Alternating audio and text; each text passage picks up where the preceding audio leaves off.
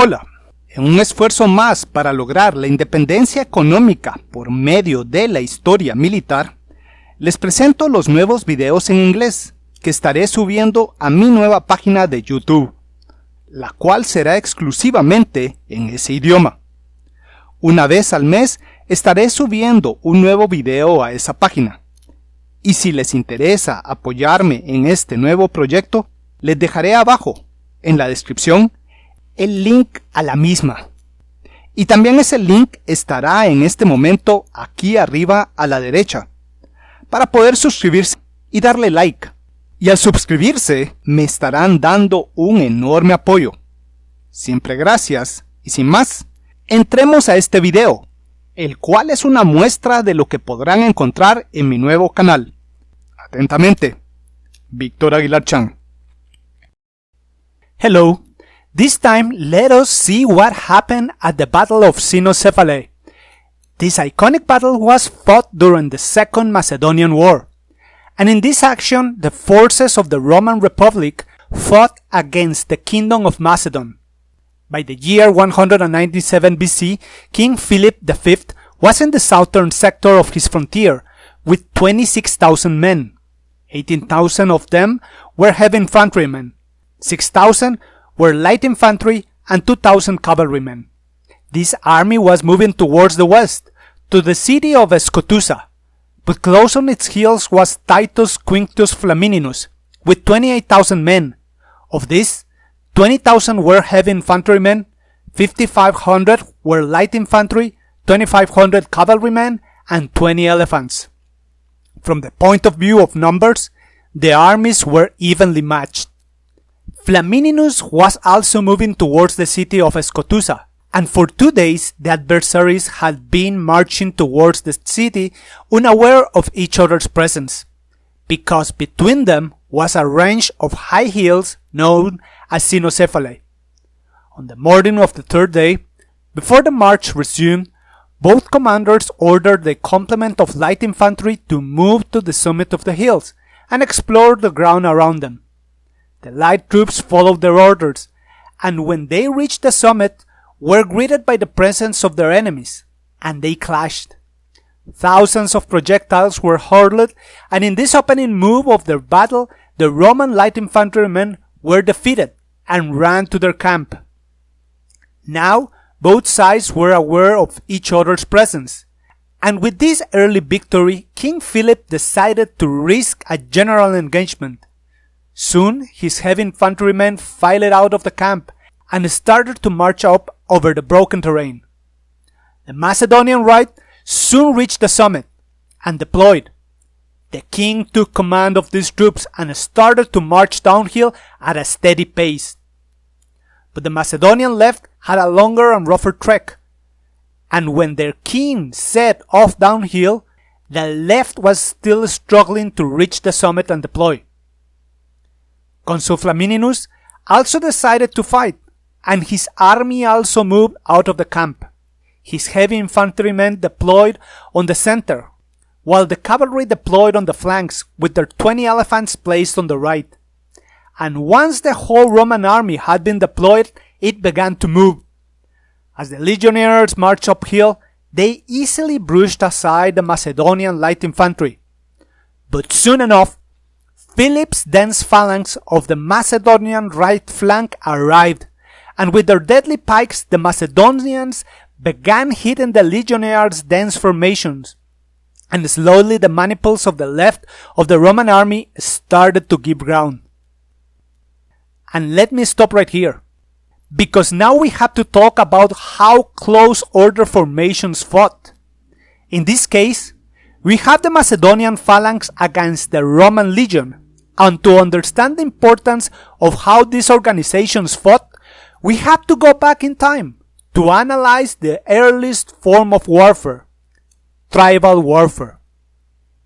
In tribal warfare, when two tribes squared against each other on an open field, there will be two masses of warriors, loosely formed up in front of each other. And in due time, both masses of warriors will rush forward, yelling and screaming all the way in a headlong charge. With their loud screams and yells, each side hoped that the other will falter and retreat in panic before they crashed. But if both sides continued with their mad dash, there were two options. In the first option, both sides would continue to rush forward until they crashed into each other. Then the action will degenerate into a chaotic brawl, in which every warrior fought as best as he could without proper support. In that way of fighting, with all of their concentration straight ahead, each warrior exposed himself to unseen strikes from the flanks or rear, and soon enough the casualties will escalate until one side finally broke and ran. That was one scenario. Then we have the second option. Both sides have started a mad dash, rushing forward and screaming as loud as they could. But seeing that their opponents did not break, both sides will stop their mad dash at the last possible moment. Now they would stand at a relatively short distance, close enough for warriors to exchange insults and launch projectiles against each other, but far away enough from hand-to-hand combat. It will be a standoff. But it would be a dynamic standoff, because from time to time, small groups of warriors will rush forward. When key individuals among them, natural fighters and leaders, will encourage their fellow warriors who were close by to surge forward. Those small attacks will have started, not forced by discipline, but by the bolder spirits among them. And out of those sporadic clashes, the accumulation of casualties and sheer physical and psychological exhaustion will cause one side to finally break and run. That was tribal warfare, and the loose deployment of the warriors of each tribe was an open deployment, where warriors stood at a distance from each other, and in their way of fighting, there was no cooperation between warriors. Millennia passed by, and with time, craftsmen developed for their warriors shields and helmets, and spears and swords.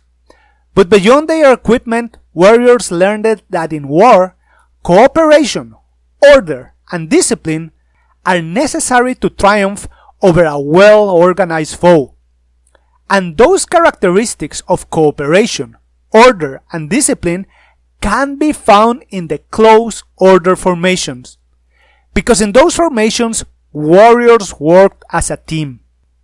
In antiquity, the first close order formation created was the phalanx, and the first phalanxes known to humanity were developed by the Sumerians. But eventually, the Sumerians disappeared, and for a long time the phalanxes disappeared with them, later to be reborn with the famous Greek phalanx. And in the Greek phalanx, the warriors known as hoplites learned to fight cooperating with each other, locking their big shields together and remaining shoulder to shoulder on their post during the whole battle. And in each phalanx, all warriors moved forward as one, so their locked shields created a solid defensive wall, while their spears created an offensive wall of spear points. That way, the close order formation known as the phalanx was incredibly effective against any enemy who deployed in an open order formation, because in an open order formation, warriors acted independently from each other, with little or no cooperation among them. And when Greek phalanxes fought against each other, there were two options. In the first option, the men in the leading ranks will use their spears to hit their opponent's numbers in a lengthy spear fight. And on the second option, for a while, it was used the autismos, which was a literal shoving match, trying to push the enemy phalanx out of the way using their shields and momentum. In this type of combat, of pushing shields against shields, pressure from the rear ranks gave one side an advantage, and in time, to have a greater advantage, it was sought to increase the phalanx's depth, so more ranks in the rear could add their weight to the pressure over the enemy line. For a while, optimismus was used extensively, but eventually it was totally abandoned. We can easily assume that in the press of shields against shields, hundreds of men of both sides were crushed to death. Thus, in time, the only option for the phalanx was to use the spears of the men in the leading ranks. So the spears grew in length. Early Greek spears had a length of 7.9 feet, until in Hellenistic times, the spears reached the length of a massive pike of 24 feet. So, by the year 197 BC, the key to victory for the Macedonian phalanx was to outreach the enemy in a long-range fight with pikes, while also moving forward and pushing the adversary back until the enemy formation lost cohesion and ran. So, that was how the phalanx fought against her enemies. Then we have the Romans. In their early history, the Romans also had the phalanx. But after several crushing defeats, the Romans created the manipular legion. In each maniple of heavy infantry, the legionnaires also stood shoulder to shoulder with several ranks of troops behind the first rank to give depth to their unit. But the deployment of each maniple in a legion was different from that of the phalanx. In a phalanx, when it arrived to the battlefield, every single unit of hoplites were formed close to each other to create a single massive and continuous battle line. Instead, in the Roman legion, before the crash against a foe, the maniples of heavy infantrymen formed up at a distance from each other, thus creating an intermittent line. And behind the first line, there were two similar intermittent battle lines. This deployment, with small maniples moving in an intermittent line before the clash, gave the Roman manipular legion great flexibility and speed over any terrain, including broken terrain. So, that was the deployment in close order formations for either the heavy infantrymen in the Macedonian and in the Roman armies. But in any battle of that day, the first phase of any battle was the skirmish action between light infantry. And because the light infantrymen needed space to use their long-range weapons, they fought in open order formations. And they would open up the battle hurling projectiles against the enemy light infantry. And after a while, the light infantrymen who won that preliminary engagement will move forward and use the remaining projectiles against the enemy heavy infantry. They had to produce casualties and sap the morale of the opposing force. But usually, the effect of the light infantry was only marginal, and in the greatest majority of battles, the action was decided by the heavy infantrymen. In a typical battle, masses of heavy infantrymen of the opposing armies will close in, and as they did so, the Roman maniples will finally close up to form a continuous battle line. And in the few moments before the clash with their short-range weapons, the legionnaires will launch 2 volleys of javelins against their enemies. Then they drew their short swords for the close-range action. And let us always remember that even fighting with their short swords, the legionnaires were trained to always keep in the ranks. And that is how the Romans fought with their legionnaires, slashing and stabbing at their opponents with their swords. But after some minutes of action, the leading men in each maniple were ordered to fall back, while their comrades on the rear stepped forward to keep fighting. By periodically rotating the men in front, the Romans could keep the pressure over the enemy line for a long time. And not only that, but also the maniples that were behind the main line were a reserve that could be called upon to replace any unit that grew exhausted. That way, a Roman legion and a Roman army could fight longer engagements than any other army of their age. So that's it. Let us go back to the Battle of Cynocephalae. The right flank of the Macedonian phalanx had enough time to deploy, and moving downhill, the Macedonians were using their weapons to good effect. Their pikes were being thrusted against Roman shields, heads, and limbs. From time to time, a legionnaire was hit and fell, while at the same time, the legionnaires tried to use their short swords against the pikes. In this rather long-range combat, casualties would have been rather light. But moving downhill, the Macedonians were gradually gaining ground. Yet, the Roman legionnaires were retreating in good order. Meanwhile, towards the Roman right, 10,000 legionnaires in their flexible maniples were marching uphill. They were led by 20 elephants, and were closing fast against the Macedonian left. And let us be clear. To fight, the Macedonian heavy infantry relied on a well-formed phalanx, and the Macedonian left flank had not yet deployed. And when those warriors saw the Roman mass advancing towards them in good order, their will to fight dissolved. The Macedonians broke ranks and ran, and that was a massive triumph for the Roman army. Half of the Macedonian army was retreating, and the Roman right went after that broken enemy. But at that moment, a Roman tribune took command of 20 maniples, close to 3,000 men. They turned about and marched against the exposed rear and flank of the Macedonian right. The Macedonian heavy infantrymen of that flank were unable to maneuver, and hit from that unexpected direction, they quickly broke, and the slaughter began.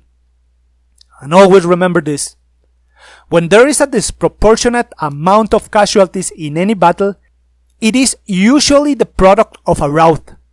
Because when an army is routed, all cohesion is lost. Soldiers simply start running away, and when they do, they are slaughtered by the thousands. At Cynoscephalae, 8,000 Macedonians died, and 5,000 were taken prisoners. 50% of the Macedonian army was destroyed, while the Romans claimed only losing 700 dead plus a few thousand wounded. Philip V and some of his close supporters managed to escape, but his army had been destroyed, and unable to raise another, he sued for peace. Well, we have reached the end of another video, and in this one we have to recognize the enormous relevance of training warriors to fight in well-organized formations. In antiquity, warriors who fought at close quarters in open order formations were at a great disadvantage when fighting against an enemy who was deployed in a close order formation. The phalanxes were the first step in the evolution of close order formations. The front of a phalanx was really tough, but at the same time, the long and unwieldy continuous battle line of the phalanx had a serious drawback. It took time to deploy, and the phalanx could not maneuver with ease. And at the Battle of Cynoscephalae, the phalanx was further handicapped when it was ordered to move and deploy over broken terrain. On the other hand, the legion and her maniples were the next big step in the evolution of close order formations. The small maniples were flexible, were able to deploy and move with great speed, and only in the last moment the maniples will close in to form a continuous battle line to fight an enemy. Furthermore, behind the leading battle line of the legion there were always substantial reserves to be used at any time.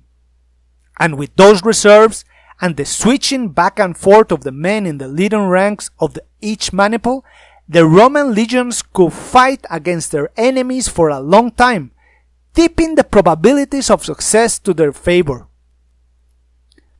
And as a final note for this battle, the Romans had learned the advantage of local control. That meant freedom of action for junior officers to take decisions on the spot, to either exploit an advantage or face a threat. And in this battle, this local control is seen when a tribune took 20 maniples to attack the vulnerable rear of the Macedonian right phalanx. And that action, That was another factor that gave the Romans their great victory. Well, I hope that you liked this video, and in the next, I will explain the doctrine of defense in depth used by the Soviet army at the Battle of Kursk. Regards.